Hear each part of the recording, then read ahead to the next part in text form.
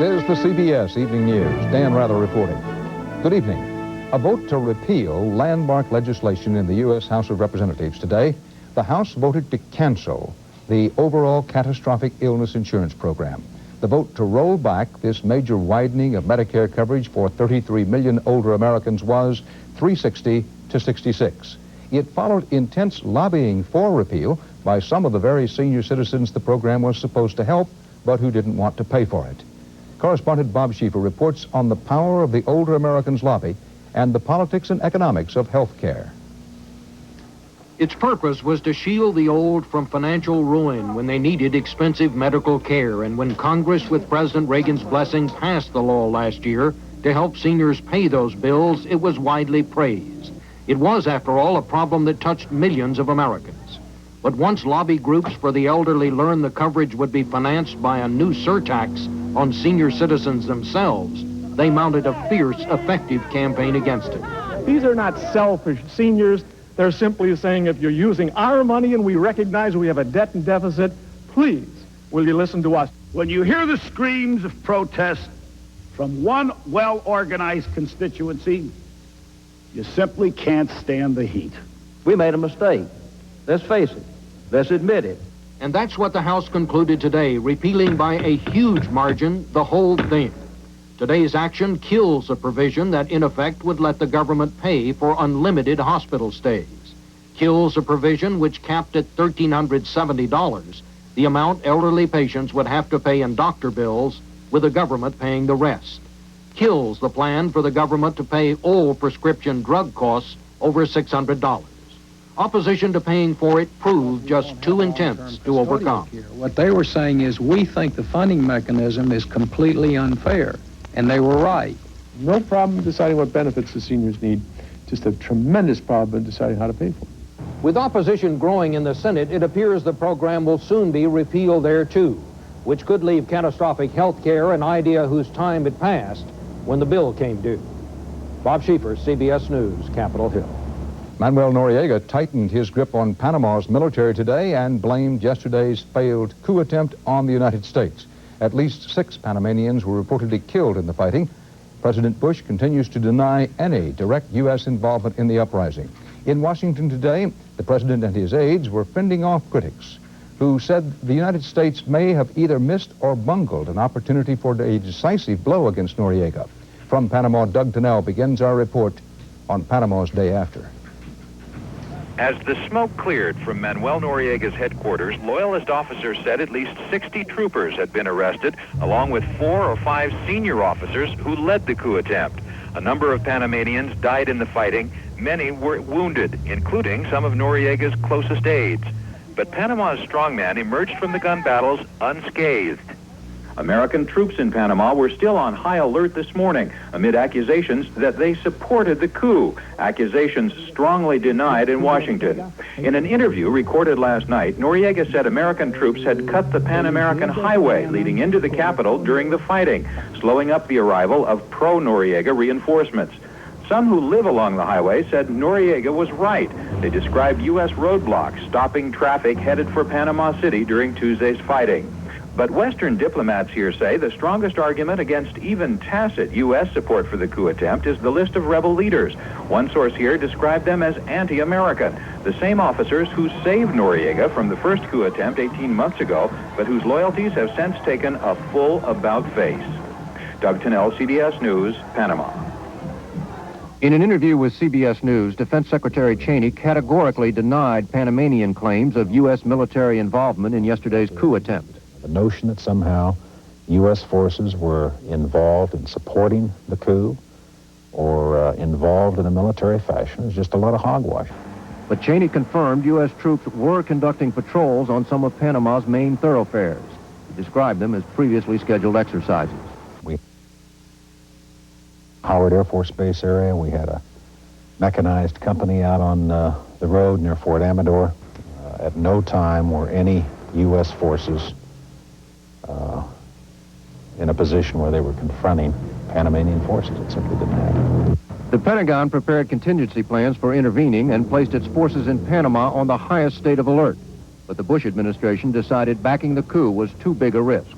The individual who was reputed to be in charge of the coup was a man who was a noted confidant of Mr. Noriega, and most people looking at that set of facts and at who the individual was that was involved would conclude that it was very possible that this was a setup by Noriega. Once the fighting started, however, the U.S. contacted the rebels who claimed to be holding Noriega and offered to take custody of him. We, at that point, said we would be happy to relieve them of the burden of General Noriega, and they made it clear they did not want to turn Noriega over to us. Cheney also confirmed the U.S. has given sanctuary to the family of one of the rebel leaders. We've provided humanitarian assistance in terms of providing shelter for the family of one of the individuals who was involved.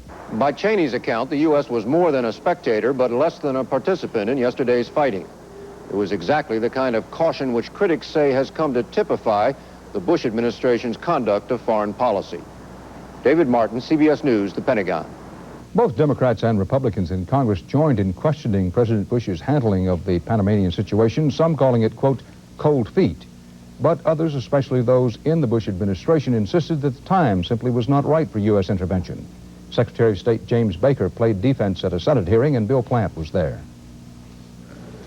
Secretary of State James Baker snapped back scornfully today at critics who charged the U.S. didn't do enough to help the aborted coup against Manuel Noriega. It's easy to be an armchair general when you don't have any real troops under your command and you don't have any responsibility to safeguard the lives of those troops. Despite the fact that few in Panama seem to believe that the U.S. ever will take real action against Noriega, Baker continued to hold out the threat of U.S. military intervention.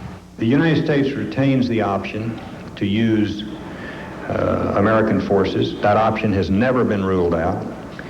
But if you're going to risk American lives, Mr. Chairman, it's the President's view that you do so on your own timetable. Administration officials went to Capitol Hill to brief members of Congress tonight in an attempt to quiet criticism that the White House may have missed its best chance in Panama. Little, if anything, was done to seize the moment. Instead, uncertainty prevailed. No actions were taken to assist the people of Panama, and the coup attempt failed. Now, I'm not saying that President Bush isn't a strong leader. I just hope that he looks at an opportunity that we had yesterday and doesn't let another one go by. But many students of the region maintain that the politics of the situation virtually rules out U.S. use of force. U.S. military intervention, if done massively, could of course remove Noriega, but it would be a tremendous human cost, at great political cost of condemnation throughout the hemisphere. But the political cost here is what the Secretary of State was weighing today as he first defended the president for not using U.S. military force in Panama, and then quickly added that the option has never been ruled out. Bill Plant, CBS News, the State Department. Still to come on the CBS Evening News, Rita Braver on a federal case against poisonous waste, and Alan Pizzi on the Freedom Trains rolling out of East Germany.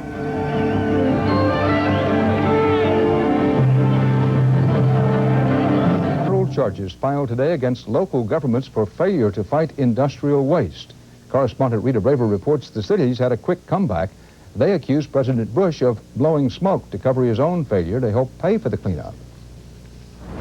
The Justice Department and the Environmental Protection Agency sued 4 U.S. cities for violating the Federal Clean Water Act.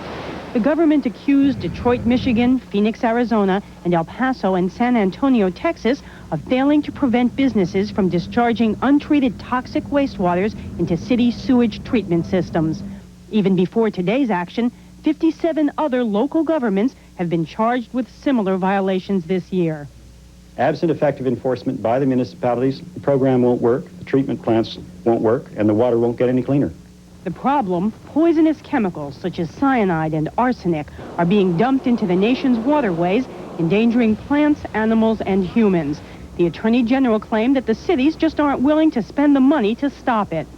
What we're focusing on here is what might fairly be called environmental profiteers. They are realizing, in effect, a windfall at the expense of the environmental laws and the constituencies that they serve. But local governments say they just can't afford to police industrial polluters.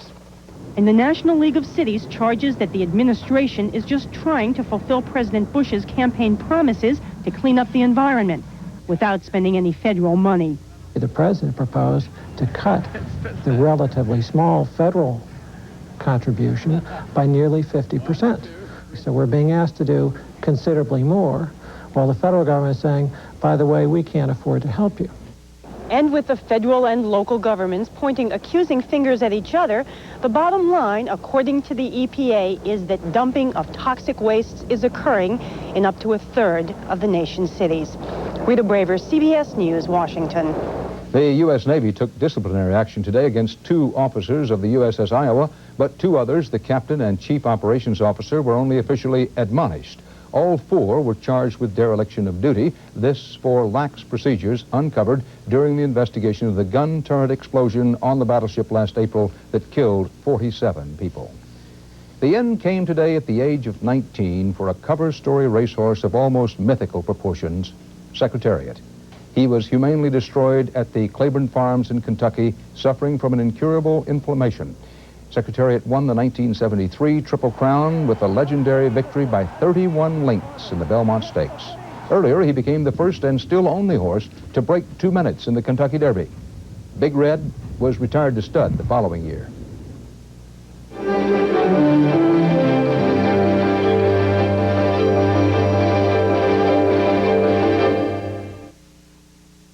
$240 of our world tonight.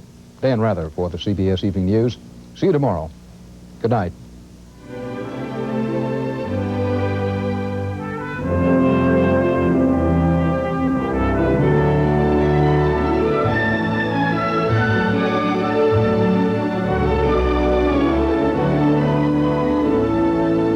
I'm Harry Smith. And I'm Kathleen Sullivan. Tomorrow, L.A. Law's Jimmy Smith in a new movie, Oh Gringo, with Jane Fonda and Gregory Peck. Also, Susan Sarandon joins us, plus Anne Murray on CBS This Morning. This is CBS.